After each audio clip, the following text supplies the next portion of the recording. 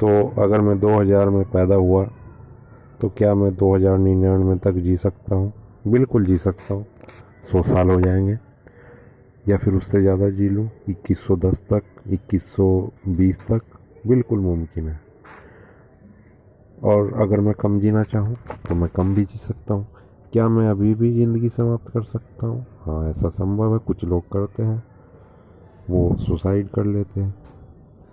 अच्छा, तो वो और नहीं जी पाते? नहीं, वो बस वहीं पर ख़त्म हो जाए। पर अगर रोज़ रोज़ मैं कुछ ऐसा करूं, जैसे फास्ट फूड खाना, मैं अपने शरीर को कमज़ोर कर दूं, फिजिकल एक्टिविटी बंद कर दूं, दिल को कमज़ोर कर लूं, हाथों को कमज़ोर कर लूं, धूम्रपान इत्यादि करूं ताकि लीवर ख़राब हो जाए, तो फिर क्या मैं जल्दी मरूँगा? हाँ, फिर जल्दी मर जाओगे, 30 साल, 40 साल।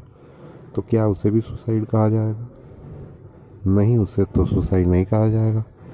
अगर मैं 40 साल की उम्र में, 50 साल की उम्र में सुसाइड करता हूँ, और अगर मैं 20 साल की उम्र से शरीर को धीरे धीरे कर कर कमज़ोर कर दूँ, fast food, burger, chowmein, pizza, ये सब खाता रहूँ, हर चीज़ बाज़ार की प्रोसेस जिसमें प्रिजर्वेटिव हैं, केमिकल हैं, आर्टिफिशियल कलर हैं, और ढेर सारा फैट, वो भी घटिया क्वालिटी का, बैड कोलेस्ट्रॉल पैदा करने वाला, ताकि मेरे हृदय की जो धमनियाँ हैं, जो नसें हैं, वो सब ब्लॉक हो जाएं, आंतें ख़राब हो जाएं, लीवर सड़ जाए, पूरा सिस्टम ही चरमरा जाए, तो क्या मैं 10 साल में नहीं, तब तो तुम बहुत उससे भी पहले मर सकते हो। तो क्या उसे आत्महत्या?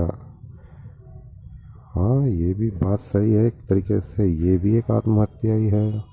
लोग जहर लेके मरते हैं, रोज़ धीरे धीरे जहर देते रहो, आप कुछ दिन मर ही जाओगे। बस कमाल की बात यह है कि अगर कोई किसी को जहर देकर मारे तो उसे हत्यारा कहा जाएगा, और एक बर्गर चाउमीन बेचने वाला रोज़ आपको प्रिजर्वेटिव और फैट देता है, उससे आपकी उम्र घट जाती है और आप जल्दी मर जाते हैं, पर उसे आप ऐसा नहीं कह सकते।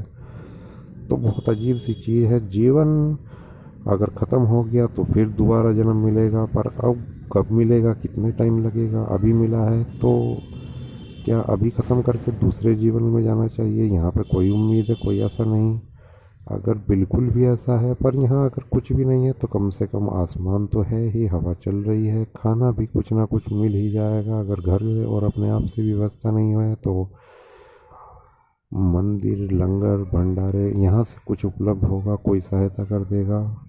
और रही बात शौक़ की, तो शौक़ तो करने के कितने भी कर लो, पर वो सब मेरे साथ ही समाप्त हो जाएंगे। जब ये शरीर मरने के बाद जल जाएगा तो फिर शौक़ की ही क्या वैल्यू रह गई? तो शौक़ के लिए मरना तो बेकार है। अगर आपको हवा मिल रही है, पानी मिल रहा है और खाना मिल रहा है, तो फिर मरने की मुझे नहीं लगता कोई ज़रूरत है, क्योंकि शौक़ तो कोई एक सीमा नहीं है। आप पैदल भी चल सकते हैं, साइकिल पे भी, मोटरसाइकिल पे भी, गाड़ी में भी, और उसके बाद फिर बस में भी, और हवाई जहाज़ में भी, और ट्रेन में भी, और शायद अपना प्लेन भी खरीद सकते हैं। तो शौक़ की कोई सीमा नहीं है। अब ये कहाँ पर जाकर रुकेगा? पर सबसे बड़ी समस्या ये है कि जितने भी शौक़ किए वो आपने शरीर के साथ किए, शरीर ख़त्म हो जाएगा, फिर पता नहीं कब जन्म मिले, 100 साल बाद मिले, 200 साल बाद मिले। अभी है, अभी जी लो, जो मिल रहा है उसी में जी लो, जिस तरीके से मिल रहा है जी लो।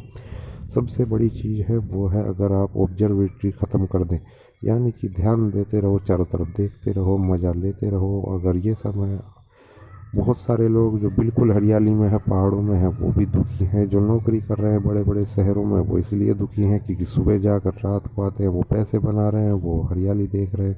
जो शहर में है वो हरियाली देखना चाहता है, जो गांव में है वो पैसे बनाना चाहता है। दुखी तो सभी हैं, दुखी की परिभाषा सबके लिए अलग है। तो फिर दुखी के लिए मरना तो गलत ही होगा। तो सबसे अच्छा यह है कि टिके रहो, डटे रहो। और अभी क्योंकि जन्म मिल गया है, जीवन मिल गया है, हो सकता है तुमसे बदतर हालत में कोई हो, किसी के पास आँख ही ना हो, कोई सुन ही ना सकता हो, कोई बोल ही ना सकता हो, किसी के पास चलने के लिए पैर ही ना हो, हाथ भी दो ना हो, या कोई ऐसी समस्या हो कि वो शरीर से लंबा ही ना हो, वो मोटा हो, उसका रंग अजीब हो, उसके देखने की शक्ति प्रभावित करती हो, या वो मेंटली ही इतना स्ट्रोंग ना हो कि वो एक उसे एक नॉर्मल भी कहा जाए। तो तुम अगर नॉर्मल हो, हाथ हैं, दोनों हाथ हैं, दोनों पैर हैं, आँख भी हैं, पेट भी चल रहा है, सभी सिस्टम काम कर रहे हैं, तो तुम बेहतर स्थिति में हैं, बशर्ते कुछ नुकसान भी हुए हो।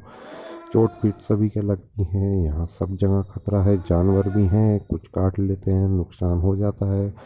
और बस इसी तरीके की छोटी सी वीडियो है, तो डटे रहो, अभी मिला है जीवन, पता नहीं दूसरा जन्म कितने सालों बाद मिले, फिर कहाँ पे रहोगे, कैसे रहोगे, उसका कोई आइडिया नहीं। कोई महात्मा, कोई कथा करने वाला इस जानकारी को नहीं दे पा रहा, किसी के पास ये जानकारी नहीं।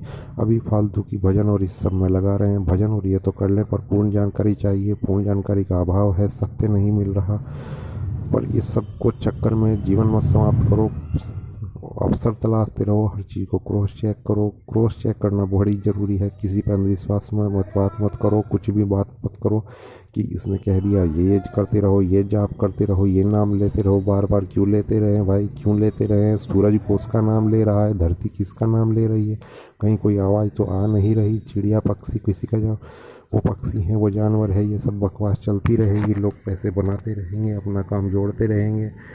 हमें बुद्धि का प्रयोग करना है। मधुर डायरी वीडियो अच्छी लगी हो तो लाइक कर सकते हैं, चैनल को सब्सक्राइब भी कर सकते हैं। धन्यवाद।